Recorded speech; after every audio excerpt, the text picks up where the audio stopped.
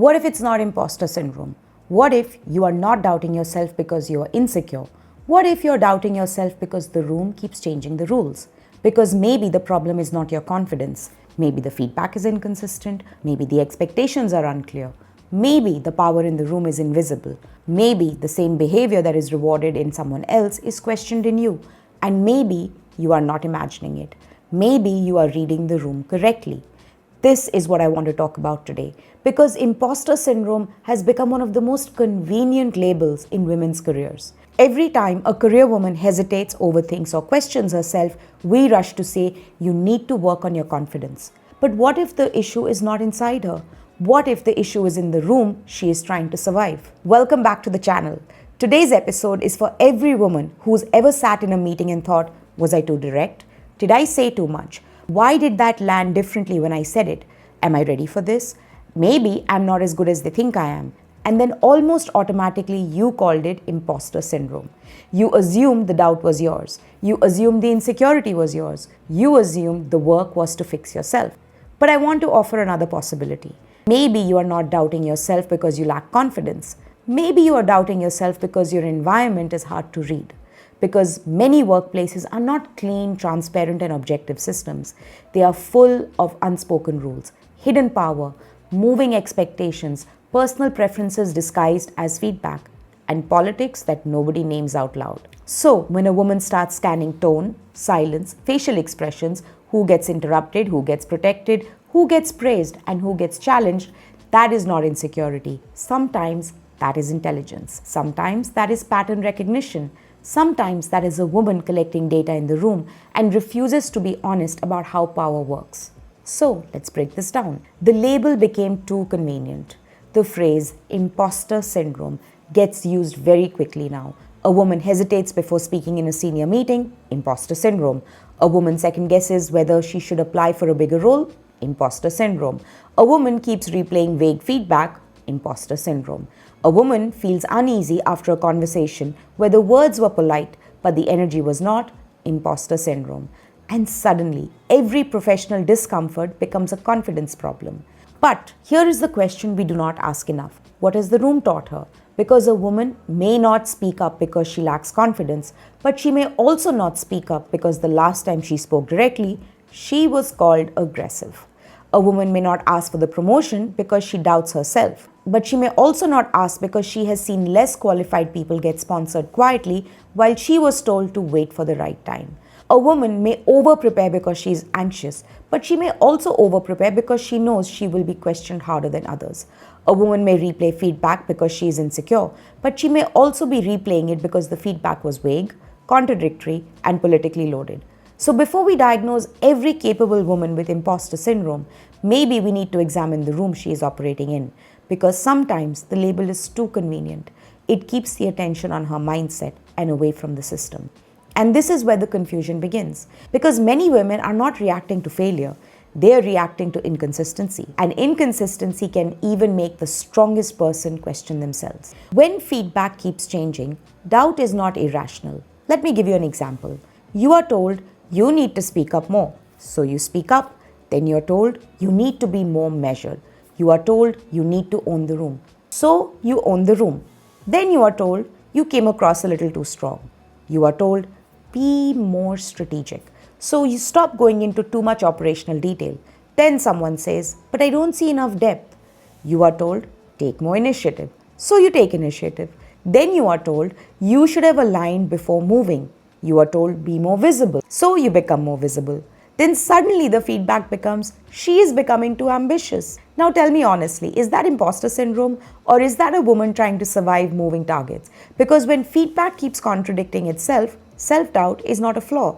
It is a predictable response. You start asking, what exactly do they want from me? Am I being evaluated on the work or on how the work makes people feel? Is this feedback real or is this about comfort? Would this be said if someone else behaved the same way? And when you cannot get a clear answer, you start managing yourself more tightly. You soften the tone, you edit your language, you prepare 5 versions of the same point. You watch people's faces while you speak. You send follow-up messages to make sure nobody misunderstood you. But maybe you're not overthinking. Maybe you are tracking inconsistency. And inconsistency is exhausting. Clear feedback can be worked with. Unclear feedback makes you spin. Clear expectations can be met. Moving expectations can make you question your own judgment. So, before you call it imposter syndrome, ask, am I doubting myself because I'm incapable or because the target keeps moving? But the moving target is only one part of it. The bigger problem is that most workplaces have two rooms. The room where the meeting happens and the room where the decision has already been shaped. The real room is often outside the meeting. Women are often told, just focus on the work, deliver consistently, let your results speak, be excellent. And many women do exactly that. They become extremely good at the visible job. But most careers are not built only in the visible room. So the official room is the meeting. The real room is where the alignment happened before the meeting. The official room is where people discuss options. The real room is where preferences were already formed.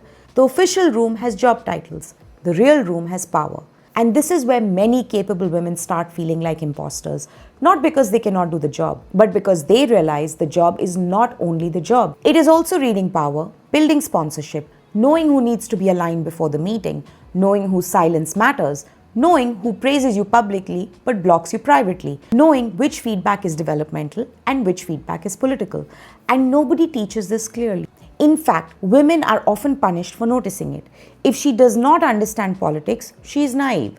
If she understands politics, she is too well calculated. If she avoids the game, she lacks influence. If she plays the game, she is not authentic. That is why just be confident is such incomplete advice. Confidence does not solve unclear power. Confidence does not solve hidden sponsorship. Confidence does not solve political decision making. Confidence does not solve the fact that some people are evaluated on potential while others are evaluated on proof. And women know this. They can feel when a room is already decided. They can feel when the conversation is performative. They can feel when they are being tested differently. They can feel when the feedback is really not about the work. And then they go home and ask, why am I doubting myself so much? But maybe the doubt is not the starting point. Maybe the room is. And this becomes even sharper when we look at how ambition is read. Because very often, women are not doubting their ability. They are doubting the cost of being seen clearly. The double bind makes confidence expensive. We tell women to be confident, but we rarely talk about the cost of that confidence. Because confidence is not received equally. The same behavior is not interpreted the same way on every person. One person is decisive, another is abrupt. One is assertive, another is aggressive. One person is ambitious, another is power hungry. One person is direct, another is difficult. One person challenges the room, another is not a team player. One person speaks with conviction, another is told to tone it down. If you experience this enough times, you do not simply lack confidence. You become careful. You learn that every expression of power has to be calibrated. Not too short, not too sharp. Not too quiet, not too visible. Not too agreeable, not too challenging. Not too emotional, not too cold. Not too ambitious, not too detached. And this constant calibration gets misread as insecurity. But sometimes it is risk management.